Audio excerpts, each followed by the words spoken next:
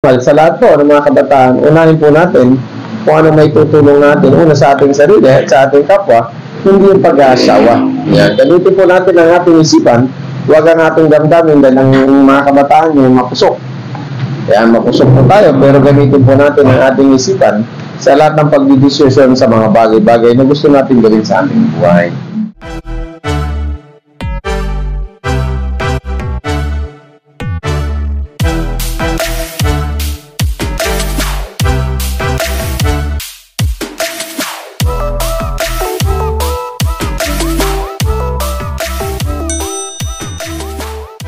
Muli po isang mapagpalang araw po sa inyo lahat. Sa hanapan po ng Mang Ligod, Cap Edward, at sa programa Munting Ling, meron po tayong panahon dito. Sila po ay nagmula pa sa Kainta, no? Ano yun eh? Palmera Heights.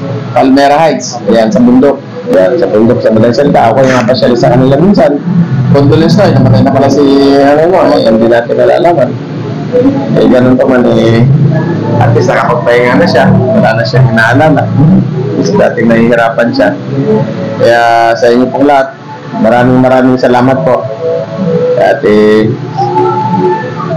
lagi tayong handang tumulong kahit tayo din ay maraming problema, pero kailangan natin maglingkod sa ating mga kababayan sapagkat iyan po ang hinihingi ng ating pangkain. Sila po yung nagbigay mensahe sa ngalan ng pagtulong sa programang Munting Ling. Kaya yung kanyang anak ay humingi ng konting tulong para pambili po ng gamot na nararamdaman ng kanyang anak. Ilang taong ka na ba, anak? 19 ka na? Ano ba sakit mo? Hyperthyroid? Ano yun? Yung bukol po sa loob ng lalamunan. Parang goiter? Hindi ba na-opera yun? Ano po, na-opera po siya. Kaso, hindi niya po yung check-up na dyan. Nandiyan po yung ano niya. Pero po siya check-up. Hindi na yung pa-check-up kasi wala po sa public. Hindi kayo ng public, kailangan mag-private. Hindi ba pwedeng ilapit mo kayo Dr. Alcantara? Galing na po kami. Ano sabi ng doktor? Refer din kami si Pop sa ano eh. Dalawa lang pagpili dyan, tay-tay doctor. So, tawag nito, Manila is. Tay-tay doctors? Dahil pa sa private. Yun lang ang talaga option. Magkano naman daw ang pagpa-check up doon? Andyan po sa ano niyo, kung nakita mo aking kapihan. Yan po, sila po yung mahirap sa ating mga mahirap. Yung mga mayayaman na na-extend ng buhay sa ngalan ng karamdaman sapagkat sila yung kailan upang magkapagpagamot. Ito, 1,650 ang yung gagastusin para makapagpa-check up. Ano pa po yun? Yung ano lang yung check up niya. Tapos yung dosage ng kanyang sakit kasi 2023 pa ng ano yan eh. Meron siyang reseta sa likod. Ito po, meron siyang gamot ay reseta upang mabili yung mga gamot. Ito muna kailangan bilhin gamot. Opo, tsaka ito po, dalawang klase ka lang yun ito.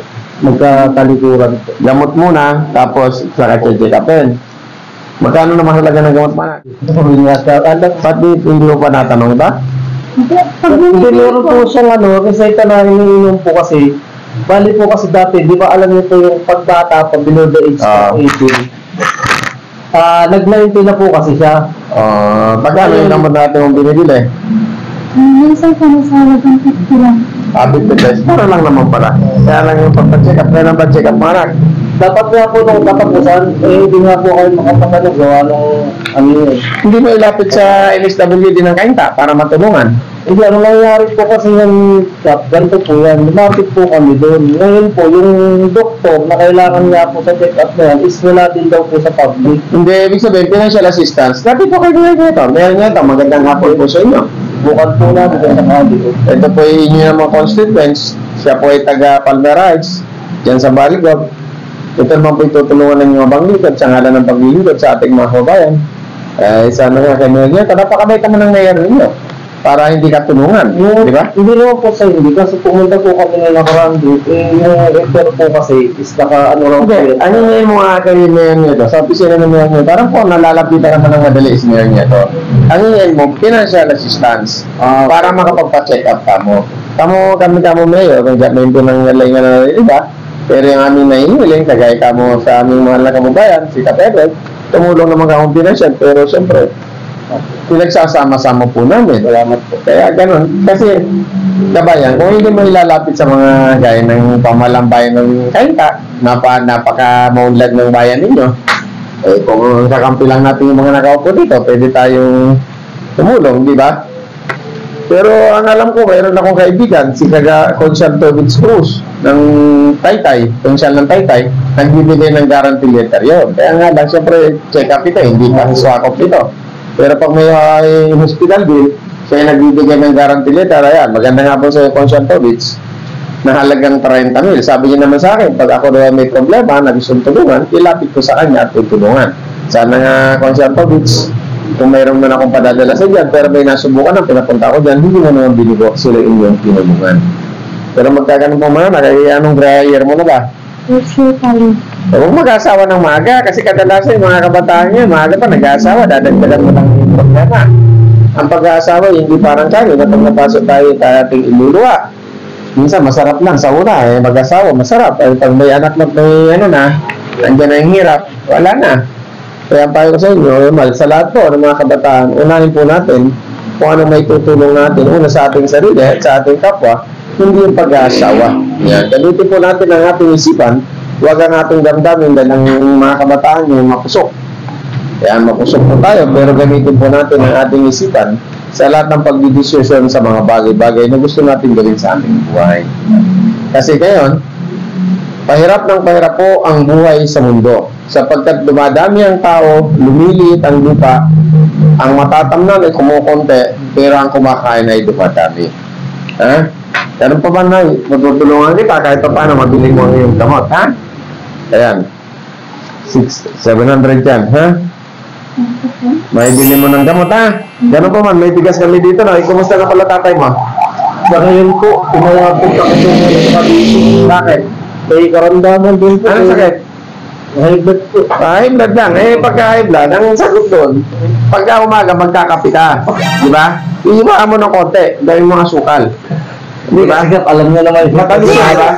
Ito, dadagdagan na natin ay. Yan po ang aming paninigay. Tuloy-tuloy po ang aming pagtulong sa mga tao nagbibigay ng sa aming programang Muntinili.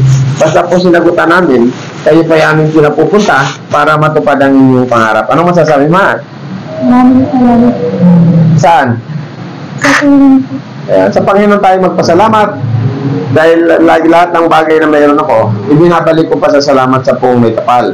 Kaya siya nagbibigay na instrumento lamang tayo upang maglingkod sa ating mga kababayan.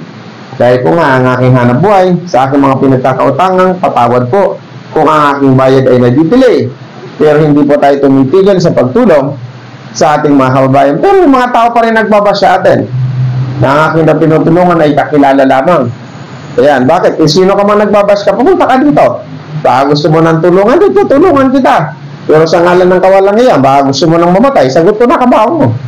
Ayan, para makita mo, nagtutulungan tayo, tumutulong tayo sa lahat ng tao. Kung nanonood ka sa aking YouTube, makikita mo, may mga patay na pinalilibing kami, ginagastahan namin, may mga bahay na pinagagawa namin dahil talagang kailangan. Hindi naman ako galit sa'yo, pero kung gusto mo matulungan kita, mamatay ka lang, sagot ko na kabaho mo. Mamili ka ng anong kulay at sabihin mo, bago ka mamatay, gagawin ko para sa'yo. Di ba? At sa kabila ng ating kasing ginagawang paglilingkod, akala mo pinupulaan pa. Na ako daw, kaya tumutulong dahil ako daw ay tatakbo, ako daw ay tumakbo, politika lang. Nanalo ako, naglingkod ako sa bayan, wala akong kinuha ng anuman para sa sarili. Lahat ng aking sahod, pinamahalin natin sa lahat. Kulang pa. Ilang taon na akong nawala, mula 2018. Wala na ako sa posisyon hanggang sa kasalukuyan. Pero ang aking pagtulong ay tuloy-tuloy. Kaya sa walang masabing maganda sa inyong abang lingkod, baka naman pwede, manahimik nila kayo. Ano po, dahil minsan nakaka-distract din na minsan maiisip ko na sa kabila ng aking ginagawa, bakit nandiyan pa kayo para magsalita ng hindi maganda sa inyong abang lingkod? Ako naman po hindi galit sa'yo, pero kung gusto mo masubukan at tumutulong ako, mamatay ka lang. Sagot ko na lahat ng gastusin mo. Diba? Pwede ba yun? Anak, diba? Kahit taga-kainta kayo, hindi kayo taga-kainta. Kung sabihin, ibubuto nyo ako. Diba? Okay, papalaw. Tama na? Kaya kung sino ko man, mahiya ka na lang. Ha? Hindi ko hangad ang kaaway, ang hangad ko'y kaibigan. Pero kung ikaw ay nahingit sa akin, sasabihin mo pa kung ako'y tutulong, wag na daw magpa-picture. Wag na daw i-video. Paano malalaman ng taong bayan na ako'y tumutulong? Yung mga politiko nga, pera ng taong bayan. Ang ginagasta nila, kumikita pa sila. Halimbawa, mamimigay ng bigas, bibili ng bigas, papatungan. Pera na namin, pinapatungan ninyo, ipamimigay sa taong bayan. Itong ginagasta ko, pera ko to. Galing sa aking hanap buhay, ginagasta ko. Hindi po ako nangihingi ng limos para muling limos. Kaya sa mga gustong tumulong, tatanggapin ko ang inyong tulong para sa taong bayan. Kaya sa lahat ng mga pumupuna na walang masabing hindi maganda, ang aking dalangin, sana'y humaba pa ang inyong buhay. At sana'y bukas makalawa, mauna kayo sa akin. Kaya, nang malaman ninyo, dili nyo sa kamag-anak ninyo, pagka inaunang namatay, lumapit sa akin, at ipakilala lang na isa kayo sa nagbas, sasagutin ko ang iyong libingan, mauna ka lang. Diba? Kaya ba na?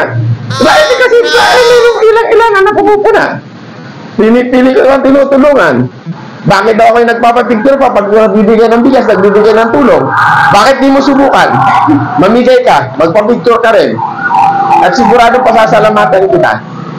Kaya sa lahat po ng tumutulong sa inyong abang lingkod, higit sa lahat sa aking mga customer, na siya nagiging daan upang maipagpatuloy ang aking programa. Maraming salamat sa inyo. Kaya sa inyo na, kayo'y lumapit sa akin, hindi para sabihin natin na talagang uplim pa ang akin. Pag kayo lumalapit, pinasasalamatan ko pa. Dahil kung siyempre, kung wala kayo, wala programa. Diba?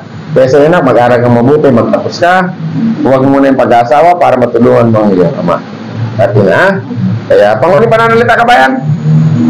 Ano magsasabi mo? Unang-una po, maraming salamat po sa ating Panginoon sa muli pong pagkikita namin ni Kuya Edward. Nakarating uli ako kami rito, kasama ko po ang aking anak. Pinagpapasalamat ko po ng marami na kahit sa kaunting tulong na maka-antas kami sa aming pamumuhay, malaking bagay po para sa amin. At salamat din po ng marami. Salamat nga. Ayaw na, anong panguling pananalita mo? Ha? Hindi lang po. Ayan ha? Ano nga lalasa? Hindi naman ito ang una tuloy pagtulong. Pag kailangan mo ng tulong, mag-message ka lang. Ha? Kaya sa lahat po ng bigay mensahe sa programa, hintayin niyo po ang aking kasagutan. Ang tip ko lang sa inyo, patuloy sa pag-message dahil natatabunan ang inyong mga mensahe. Muli po, magandang araw po sa ating